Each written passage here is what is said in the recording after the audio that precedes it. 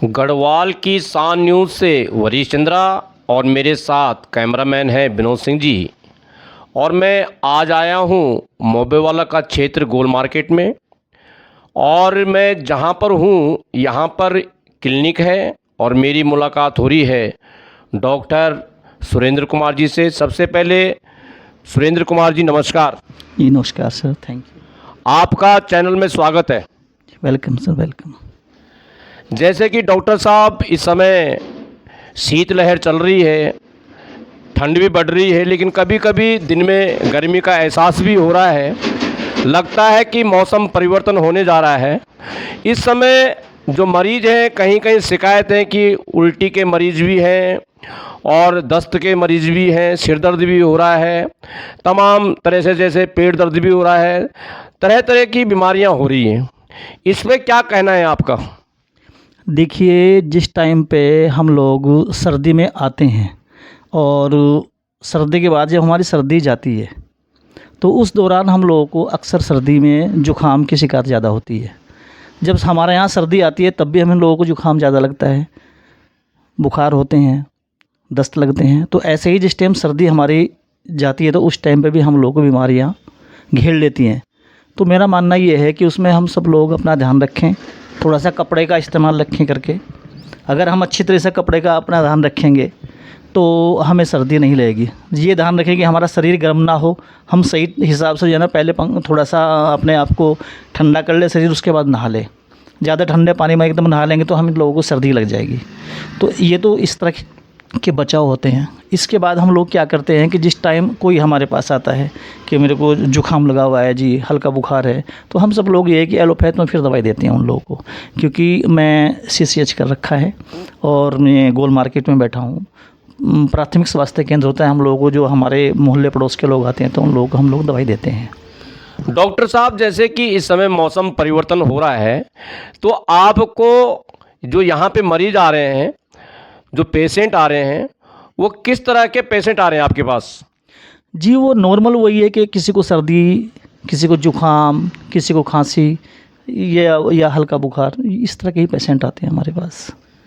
जी, तो आप जैसे कि आपके पास तो एलोपैथिक दवाइयाँ हैं, आप अधिकतर एलोपैथिक से दवाइयाँ यहाँ पे देते होंगे मरीजों को, तो कुछ उनके लिए जैसे कुछ घरेलू उपाय? घरेलू उपाय में हम लोग जो है ना उनको बता देते हैं कि भाई अपना ध्यान रखिए। ध्यान का मतलब यही है कि कपड़ा वपड़ा अपना शाम के टाइम ओढ़ के निकलिए, ठीक है नहीं है। मास्क का थोड़ा सा इस्तेमाल करिए। ठंड जो है ना सीधी घुसेगी आदमी के अंदर तो उससे जुकाम सर्दी लगती है, इससे ज़्यादा और कुछ नहीं। बाकी हम सब लोग दवाइयों का इस्तेमाल करते हैं, एलोपैथ का ही। डॉक्टर साहब, जैसे कि किसी को डायरिया हो रहा है, किसी को बुखार आ रहा है, तो पहले क्या लक्षण दिखाई देते हैं उसके? देखो, अगर डायरिया है तो डायरिया में तो सीधे सीधे ये है कि हमारे पास पेशेंट आता है, वो हम लोगों को बताता है कि देखो डॉक्टर साहब मेरे पेट में दर्द है। तो हम लोगों को समझ जाते हैं कि शायद अगर पेट में दर्द है तो पेट में इन्फेक्शन है। और हम लोगों को बोलते हैं कोई बात नहीं, आप पहले दर्द की दवाई लेके चल जाएं। और अगर ये है कि उसको लैटिंग जब पता लगनी स्टार्ट हो जाती है तो हम लोग उनको बोलते हैं फिर आप दस्तकों की दवाई हम इस्तेमाल करते हैं उसके लिए।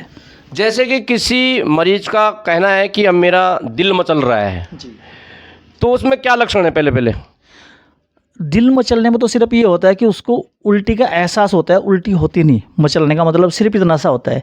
लेकिन जब किसी भी पेशेंट को उल्टियाँ लगनी स्टार्ट हो जाती है तो फिर हम उसको वही उल्टी की दवाई का इस्तेमाल करते हैं, वो दवाई देते हैं, ओंडासेटोन वगैरह जो होती है।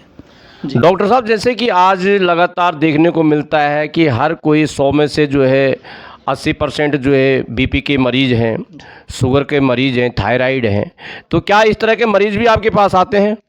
थोड़ा बहुत, बिल्कुल क्यों नहीं, बिल्कुल आते हैं सर। अगर कोई बीपी का मरीज है तो हम सबसे पहले उसका बीपी सेट हो जाना अपना, उसका बीपी चेक करते हैं।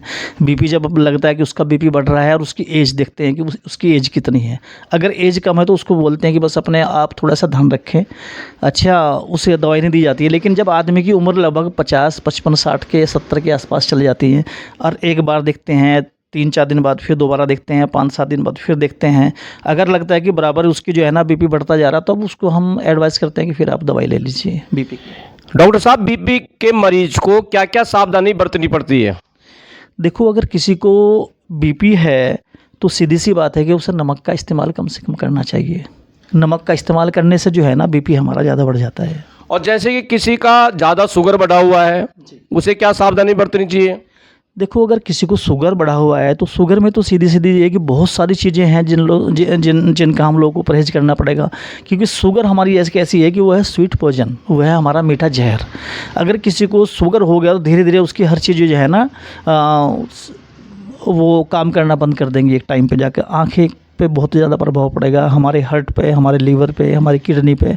धीरे-धीरे उन सब लोगों को हमारा शुगर का लेवल जब बढ़ता चला जाता है तो वो कमज़ोर करते चली जाती है। तो हम लोगों को बोलते हैं कि सबसे ज़रूरी परहेज़। अगर हम परहेज़ नहीं करेंगे तो सीधी-सी बात है, अगर हम कहीं हमारी दावत है और वहाँ पे हम लोग चले गए और वहाँ पे हमने रसगुल्ले खा लिए तो सीधा हम हॉस्पिटल चले जाएँगे फिर। तो हम बोलते हैं कि आप अपना परहेज़ रखिए, खाना बिल्कुल ताज़ा खाइए आप। अगर आप ताज़ा खाना खाएँगे तो आपको नुकसान कम से कम मात्रा में होगा। अगर आप मीठा ज़्यादा से ज़्यादा पसंद ही करते हैं तो आप फल में से कोई जो कम मीठा है, ये सलाह देते हैं कि भाई मीठे का परहेज़ रखें। बहुत न्यूनतम मात्रा में, आप ज़्यादा ही अगर आपका ज़्यादा मन कर रहा है तो बहुत हल्की मात्रा में थोड़ा बहुत ले लें और आप ताज़ा भोजन खाएँ। डॉक्टर साहब, जैसे कि बैड कोलेस्ट्रॉल किसी का बढ़ चुका है, उसके लिए क्या सावधानी बरतनी होगी?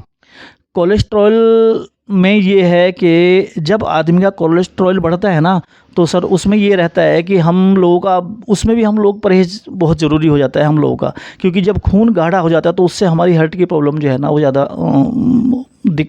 परेशानियाँ होती हैं हम लोगों को। तो हम लोग उनको यही वो बताते हैं कि भाई अगर आपका कोलेस्ट्रॉल बढ़ा है तो उसके लिए टैबलेट भी आती है हमारे पास जो खून पतला करने के लिए होती हैं। उसके लिए भी वही होता है कि हम एक बार देखते हैं, जब हमारे पास उसकी जांचें वगैरह कराते हैं, जांच करने के बाद हमें लगेगा कि हाँ उसका कोलेस्ट्रॉल ज़्यादा बढ़ रहा है तो उसके लिए टैबलेट चलाते हैं, और कुछ नहीं है।